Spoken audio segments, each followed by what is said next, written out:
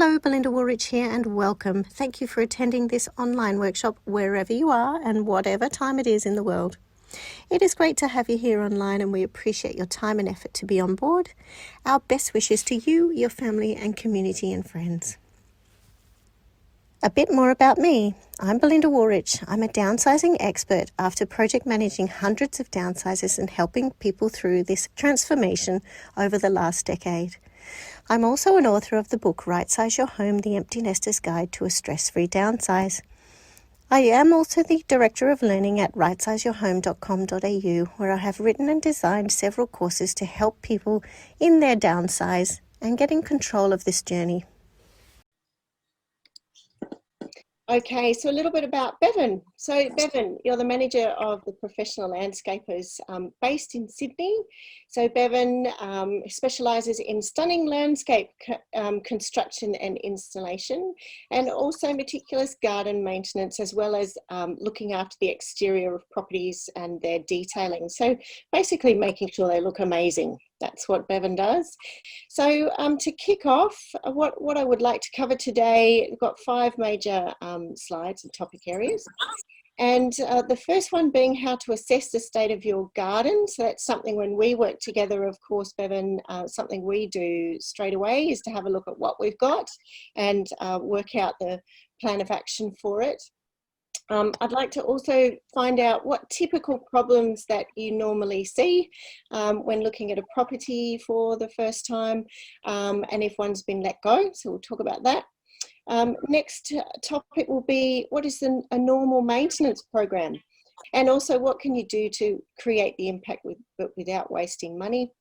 Then we're going to go to wow factors that all gardens' gardens can have. And then some top tips and further questions from Bevan. So moving on, let's start. So Bevan, talk to me about how to assess the state of your garden when you first see it. And I think that if people are spending more time at home, and in our demographic, we do a lot of time at home anyway, you may be sitting out on your deck now having a look at your garden. So what would you be looking for? Obviously, like first impressions, whenever you pull up to the front of the house, whether it be in the driveway or the pedestrian access to the property, first impressions. So making sure it's a clean space, easy to get to, probably even before that, identifiable, so you can actually see house numbers, but it gives you a clear direction of how to enter the property.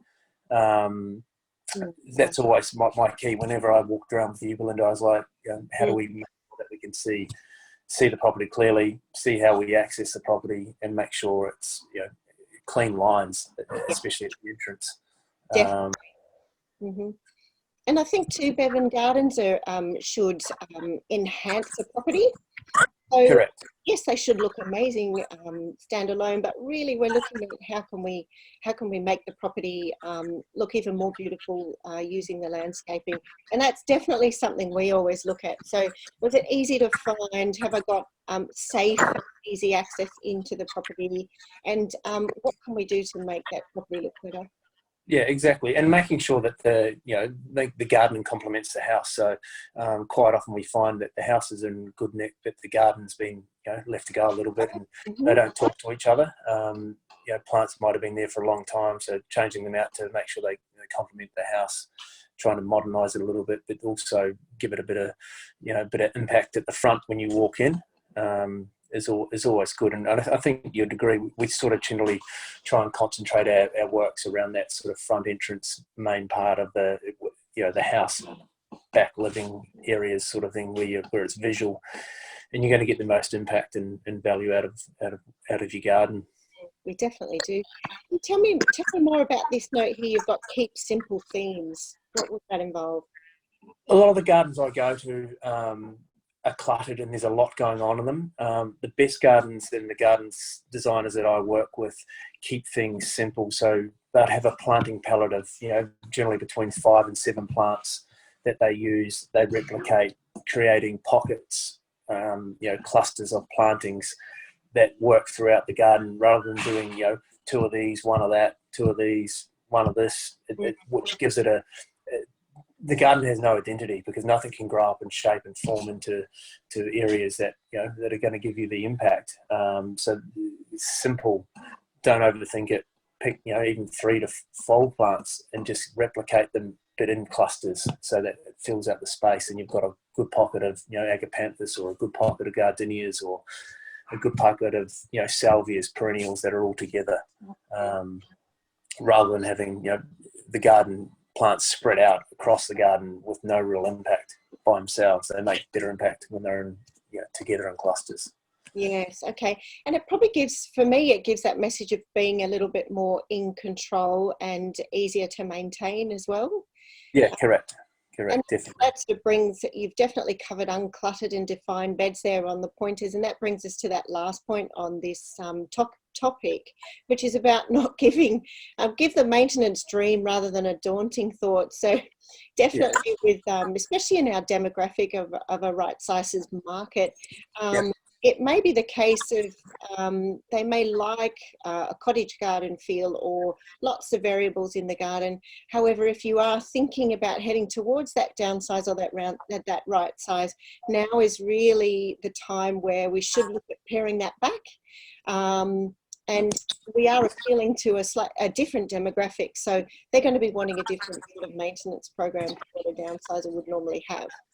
No, exactly. I mean, the whole idea is, you don't want to be in your garden every weekend. You want to try and minimise the time in it, and the way to do that is to keep things simple. Don't go over the top, and plant plants that are hardy, that don't need a lot of attention, throughout the year. So we talk inside the properties we do, and outside the properties it's a similar message. So if we're looking at making over a garden, and it will be for an eventual pre-sale, whether it's sooner or later, it takes a while to get to that point, and doing that, scaling back and thinking about the next buyer, or how will my target market like to look at this garden, not necessarily how I do. So as a potential downsizer, I may love spending time in the garden, and it takes up a lot of my time, but potentially a future purchaser probably won't. No, exactly. Trying to free up that time to enjoy life, not be tied to the garden. Yeah, absolutely. All right. So moving on to the next question, Bevan, you see some typical problems. You've had how many years? I've been doing this for 13 years in gardening, and before that, another 11 years on golf courses. So yep. So large gardens as well. You do know your landscapes, definitely. Yep. And as we've visited properties together, we do see similar things. But tell us a bit more about what you find. The most common thing you see is probably garden neglect. So not being mulched, not being fertilised, plant health generally quite poor, plants in the wrong spaces, full flowering plants like some gardenias in shady spots that are just never going to perform. But the biggest one is probably the weeding, the mulching, and just the musters of gardening. If you're going to have a nice garden, you've got to look after it. And I would say, probably 2 in 10 gardens that we go to would be mulched and fertilised. The other 80% generally aren't. I mean, people just time poor, and generally gardens don't get well looked after, or they don't have a gardening company employed. And most of our pre-sale sort of markets we go to, that'll definitely be number one, would be gardening. Right. Yeah. Tell me more. So that's really the ground cover, but tell me more about trees. What are your thoughts on that? Trees obviously play a big part in gardens as features. Generally, again, people don't tend to maintain them, and they can tend to invade too much space, overhanging gutters, overhanging paths, blocking out light.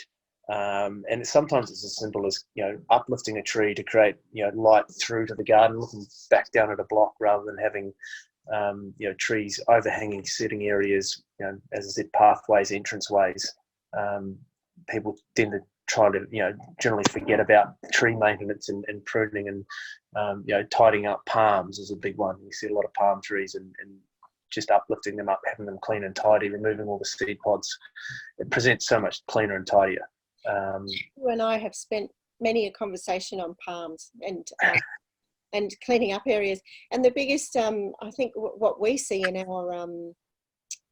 our experience, especially in pre-sale, is a bit of a lack of thought as to where they were put. So maybe causing constant pool maintenance and onto furniture, and just causing a lot of issues. And we've also spent a fair bit of time trying to regrow grass as we've lifted trees. So correct.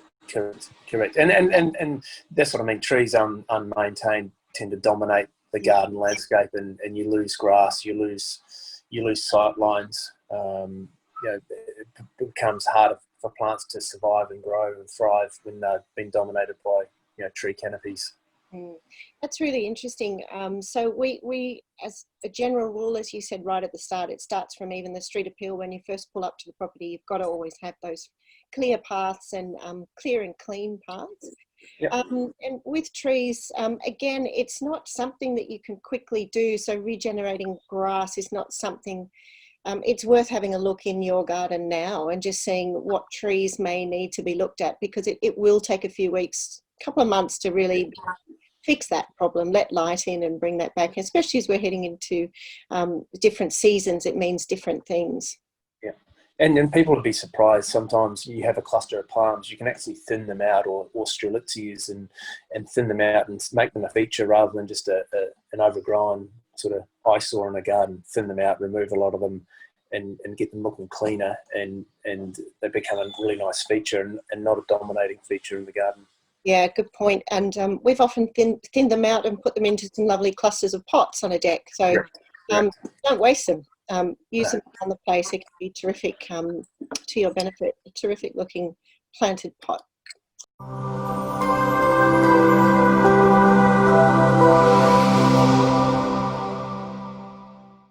Hi there, Belinda Woolrich here, downsizing expert, author, and also director of learning at rightsizeyourhome.com.au. I wanted to share with you the fantastic online courses that we have. Here at Rightsize Your Home, we have 3 available courses. The first one starting with shifting your mindset. It's understanding the right time to moving roadblocks and also how to be ready for your downsize.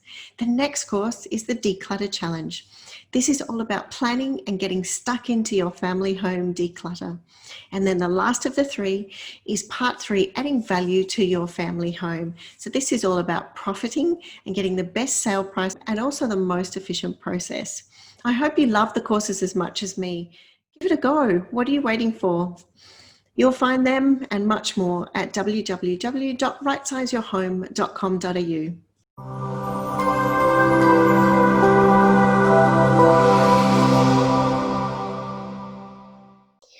All right, so moving on to the next question. What is a normal maintenance program to create impact without wasting money and effort? Exactly. So a lot of it depends, again, on the garden, the size of the garden. To me, a good lawn, well-maintained lawn is key to presentation and maintenance. So making sure that the lawns are cut, in growing season, at least every 2 weeks as a minimum.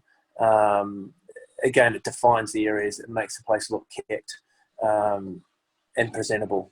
And then with gardening, I mean, a lot of this that we do is everything's budget orientated. So people that have a bit more disposable income and are happy to spend money on their garden, we generally tend to do it every 2 weeks. But most of the times, it's a monthly visit to the gardens to shake, hedge, clip, check plant health.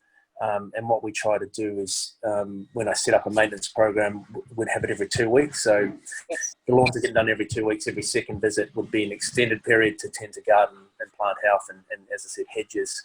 And that varies depending on the size of the property, what sort of garden it is, how many hedges there are, do you need ladders, etc., etc. But yeah, at least you need to be in the garden at least once a month. I mean, the growing season, the weeds, the weeds obviously they grow as fast as plants. Making sure plants aren't growing into each other. Jasmines are under control. Plants are getting pruned back, cut back at the right time of year. All your perennials, in the winter months, and ornamental grasses. doing your tree pruning in the wintertime, getting everything set up for a springtime, mulch and fertiliser and boost to get the garden kick-started. But my tip is that monthly as a minimum, lawn sort of every 2 weeks in the growing season, and then scale it back a little bit in winter for lawns. But I still like to keep the gardens on a monthly visit. Yeah, and that means you're not wasting any money because you're not doing some rework there. No, exactly. It's all, preventative is much better than curative in gardening. If you can prevent plants, dying or prevent big cutbacks needed, it's a lot better for the plant. It removes the opportunity for the plant to go into stress from heavy cutting back, and it's a lot more cost effective to do it regularly than to do one big offhets. Yeah, and I would generally say too that the ones that do go into stress are not really good for a pre-sale viewing. No. So again, I think it's something that if a right size or a downsize is on the radar, and you feel you're keeping up with it as a property owner at the moment, but you think it would be good to have some extra hands, it would be good to get that maintenance program in line as soon as possible, so you can then reap the benefits, and it's a far more cost-effective way to do it. So no one particularly likes sore knees and getting down and attending to this stuff for hours and hours and hours, and it gets harder to do. So definitely, if someone there can even take a little bit of the stress off, you're also heading towards a good presentation process in the medium term anyway. Yeah, it's the old thing though, like people become time poor, and the garden unfortunately is probably the first culprit of it, and it sucks up a lot of time, and most of our time in pre-sales is getting the garden back to some form of definition and weeding and presentation. But a little bit goes a long way, a little bit and often goes a long way. So building on that, so if we've got the maintenance up to date and people are coming, and then we're looking at that eventual presentation, how can we get that wow factor? And not necessarily for sale, but what about for the homeowners themselves anyway? Simple things, gurning and cleaning paths. Pathways get a lot of traffic. They get a lot of runoff water, dirtiness from plants. Giving them a clean 2 to 3 times a year. That's a simple, cost-effective. You can purchase a gurney from Bunnings for under $100. That would help keep the presentation and the wow factor. Like, wow, this place is looked after. Someone cares about the interests of the property, and that's a simple, cost-effective measure straight away. We do that every time we see a property together. I know that. And so if they don't want to operate or go and buy one of those themselves, you bring them along, correct? We bring them along, correct. We have 3 or 4 of them within our fleet that we take out to properties on pre-sales. And again, that's always it's probably one of the last things we do, because it makes a big impact. Clean, tidy path. 100%. I'm a huge fan of that. Yeah, it certainly finishes everything off, and I don't think it's done regularly enough. I mean, I know myself, I'm not a big fan of getting the gurney out because it's time to set it up. But if you do it 2 or 3 times a year, it makes a big difference to the cleanliness of the path, and also longevity too of the paving. Grout, make sure that's all clean and tidy. Yes. It's good preventative maintenance as well. Terrific. Okay. The notes here on the presentation says a good view of the property. We touched on that at the beginning, but really the property is framed by a beautiful garden. Yeah, correct. Yeah, we talk definitely. a lot about making sure the property can be viewed. I always try to get a feature tree in somewhere. Love magnolias, love frangipanis when they're out. Whether it be in pots or something like that, but just to try and give some sort of, wow, how good does that look at the front? And it's doesn't always have to be a fancy pot and a big tree. It can be 3 smaller pots and 3 smaller trees, just to give a real wow factor as you walk in, or somewhere in the garden that you can create space for it, because it looks it just gives the garden again a bit more of identity, bit more going on, a bit more intrigue than just a square box hedged up and lawn going to it. I think people always underestimate the value of what landscaping can add to properties.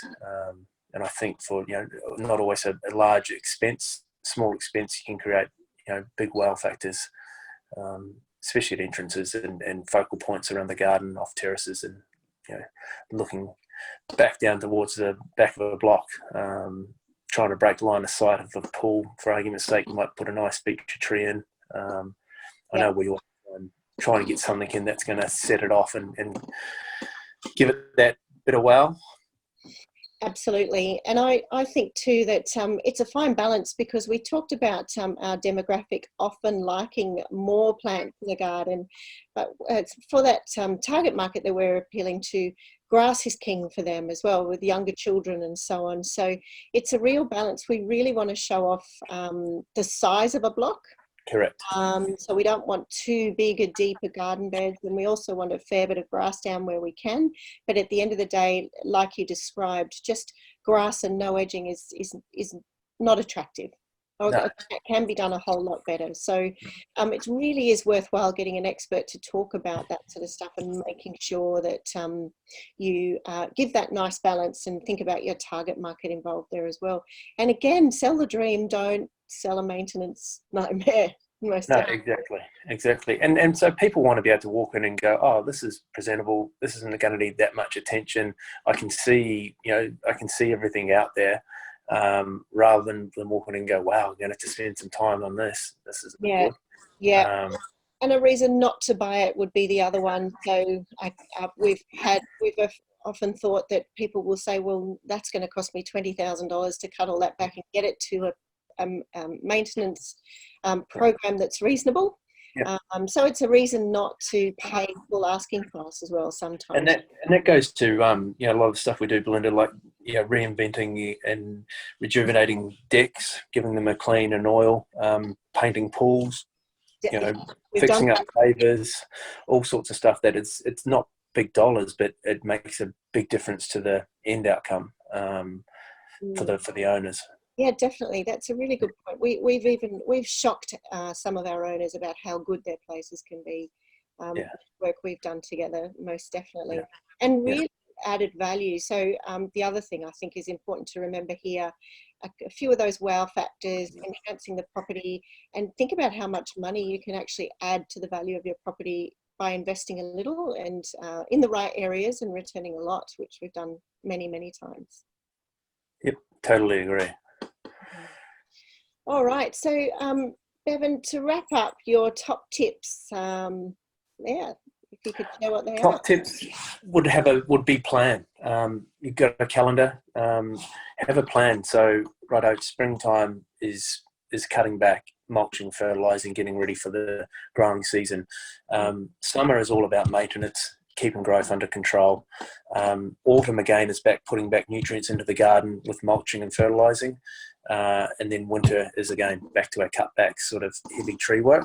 But have a plan in your garden, and when you've got a plan, you can budget. You know how much your mulching costs, you know how much your fertilising costs. You can put a budget in for plants. But if you've got a plan of what you want to do in the garden for a year, it makes life a lot easier, and you can commit to it. Commit to spending that weekend in the garden, or say, hey, I'm going to get the gardeners in 4 times a year. And I know what I do, and I do have clients that only see us 4 times a year, and every time we come, it's X amount of dollars, and we do. These are the items we're going to do. They take care of all the maintenance in between, and we just come in and do the big hedging, the big tree works, the fertilising, the mulching. Anything that needs replanting would see them before we go. But having a plan, an annual plan of what you're going to do in the garden, would be one of my top tips. Second top tip would be plant health. There's so many. Sydney's a very hard climate to actually, not so much grow plants, but with the humidity we get, the rainfall, the heat, the ash, it's hard to gardens to thrive unless they have lots of nutrients. Getting pest and disease, checks regularly. Quite often we turn up to gardens and the gardenias are covered in sooty mold or black scale, and that's purely because of humidity and never had a pesticide or an eco oil applied to them. Plant health and lawn health, fertilising. Plants are no different to us. If they don't eat and feed properly, they don't grow. more susceptible to diseases and pest attacks. Yeah. Second point is probably third point is probably pathways and front entrance presentation. Yes. Keeping them clean and tidy, removing cobwebs, washing down the weatherboards, washing down sides of houses, clearing gutters, stuff that's it is basic but quite often not done to. Fourth point would be, one of my bugbears is lawns. They don't need to be cut within an inch of their life. I mean, leave a bit of grass on them, make them look healthy. Less is more to me in lawn mowing. You don't need to, the more you remove, the more you've got to put back in terms of leaf nitrogen. So quite often we go to places and, someone's got a bit trigger happy on the whippersnipper or the mower and it just doesn't look great. No, it doesn't look great. Yeah, indeed. Yeah, well, that's great. So they're terrific tips. Couple of questions for you, Bevan. So your service area is there in New South Wales, Sydney and the Highlands? Sydney, Highlands. We're doing a couple of projects up in the Hunter. We're about to do 2 on the Central Coast. So we do travel for larger size projects. Yes. Maintenance wise though, we're sort of Sydney based and Hunter, Southern Highlands. So that's sort of our main sort of focal point of maintenance. Great. We can get the big difference between us and most other landscaping businesses is within the same office, same house, same company. We've got construction, landscape, garden maintenance, and also pool maintenance and external cleaning. So that's the other thing I wanted to mention: the pool maintenance, and I can only assure you, but both services obviously we've used them constantly, but excellent and really good idea to keep them done at the same time. So if there's pressure washing, etc., Bevan can certainly time in the maintenance of the pool straight after to make sure that they work well together as well. So that's a real bonus. Some people love looking after a pool, but most of our downsizers don't enjoy the maintenance of the pool as well as the garden sometimes. So that's good. Next events coming up. And podcasts will be downsizing roadblocks. What are they, and how do I move them, as well as what is on your bucket list? So, what do you want to achieve as a right-sizer when you've got through this property exchange? How can you sell your home with no open for inspections? So sometimes people don't enjoy having open for inspections, and certainly there's been some issues around the COVID environment with that. So how can that be done as a normal thing? And I want to find out where I can downsize, but how do I do that? How do I get my new home? You want to right size, but how do you find it? So we've got some really exciting guests coming up, and constant right-sizing information on our podcasts and webinars. All right, a couple of learning opportunities for you to upgrade and find out more about what we have to offer. You can, of course, buy the ebook, which is $9.99. The Right Size Your Home, the Empty Nester's Guide to a Stress-Free Downsize. It's a much deeper dive of this, getting your right size right. And I'm sure you will enjoy reading about that.